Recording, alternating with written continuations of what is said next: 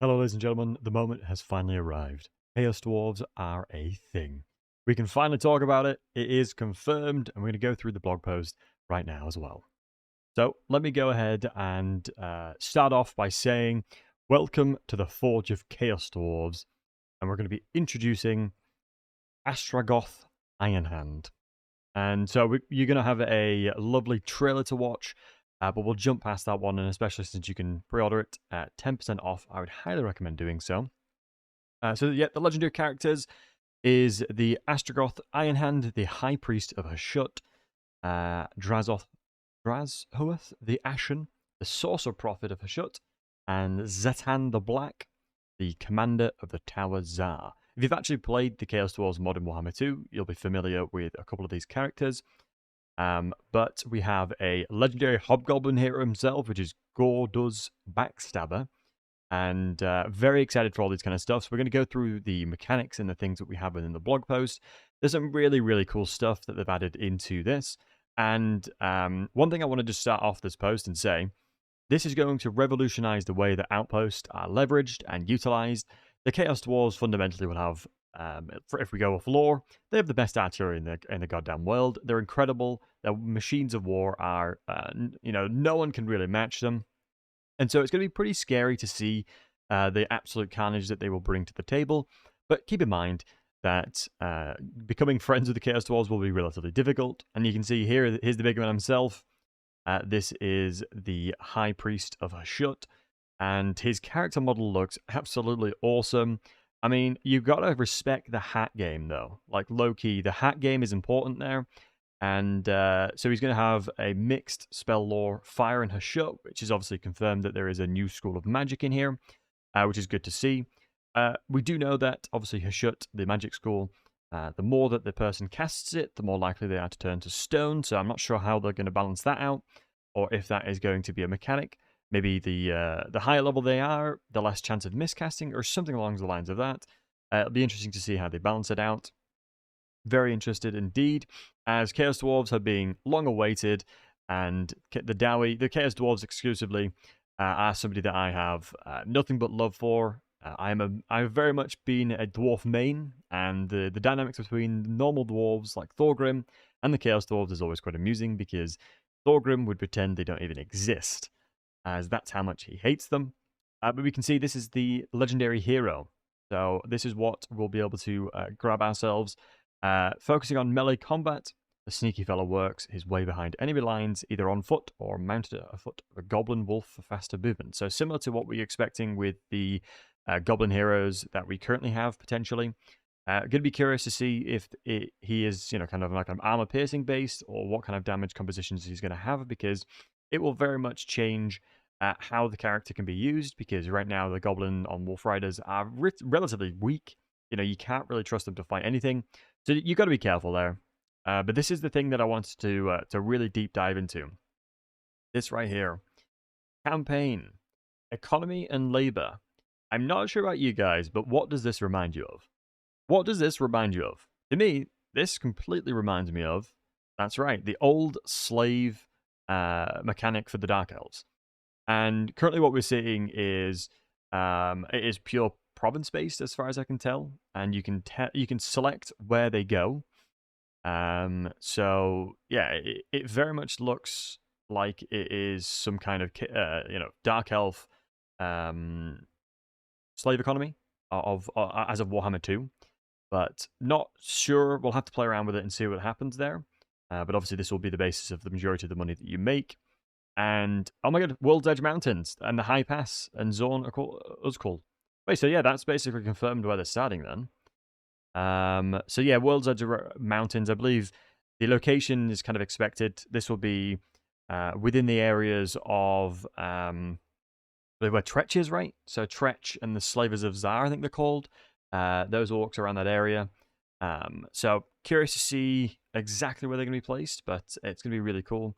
So apparently raw materials are crucial for the Chaos Dwarves empire building, a necessity for constructing the more advanced buildings and structures. Beyond that, they can convert it into armaments that unlock true strength of the dwarves' fire military. Interesting.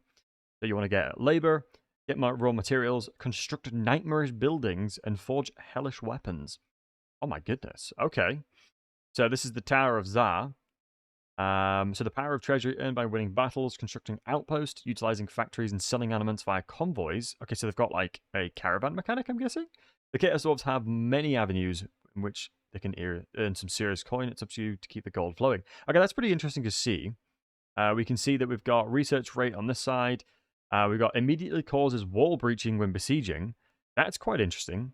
And the way that the AI specifically interact with sieges like this, that's going to be interesting to see how that approaches, because you can basically deploy your units on one side of the map and then just walk to the other side if they have breaches, and it'll be easy to distract the AI there.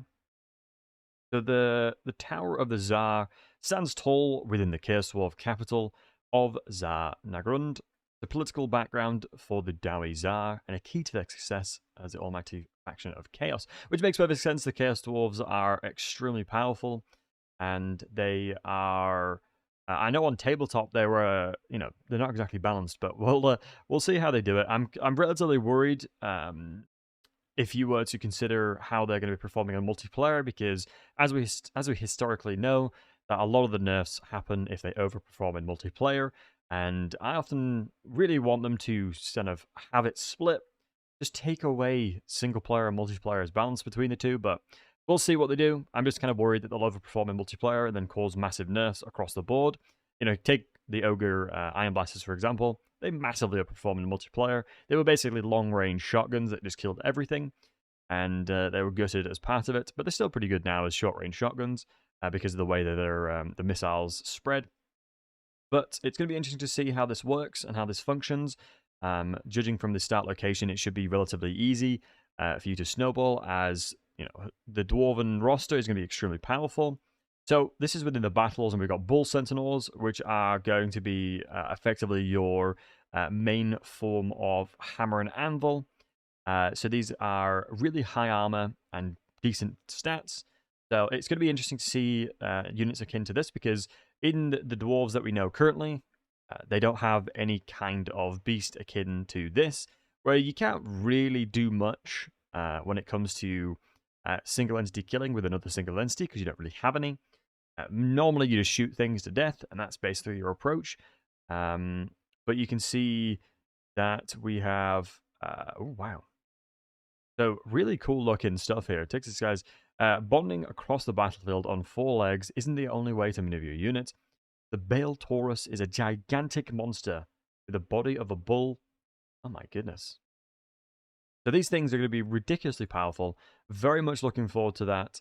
And it looks like in the next blog we're going to get a more in-depth look at Astrogoth Ironhand and the gameplay elements discussed above in the upcoming Forge of the Chaos Dwarves showcase.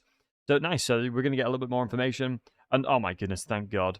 So the full patch notes when the Chaos Dwarves arrive in April the 13th, and we're going to get 3.0 at the same time as well. So this is going to be an absolutely massive, massive, massive win on the April the 13th.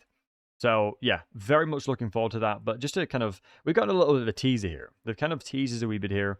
We have no idea the way that their artillery is going to work. We have no real clue of their units, but you can see here that this is going to be making or breaking the campaign 100%. I'm going to call it right now. Depending on the way that this functions and the way that this works, you can see that I'm judging early on the economy is 62% efficiency here, because obviously we're funneling money into here. And obviously buildings are increasing it by 1,200 as well. So workload is increased when buildings, mines, and outpost requirements. A higher workload means you'll need to maintain more labor in the province in order to maximize the output of raw materials. Okay. So it's going to be interesting to see how the approach of that goes. Very curious. And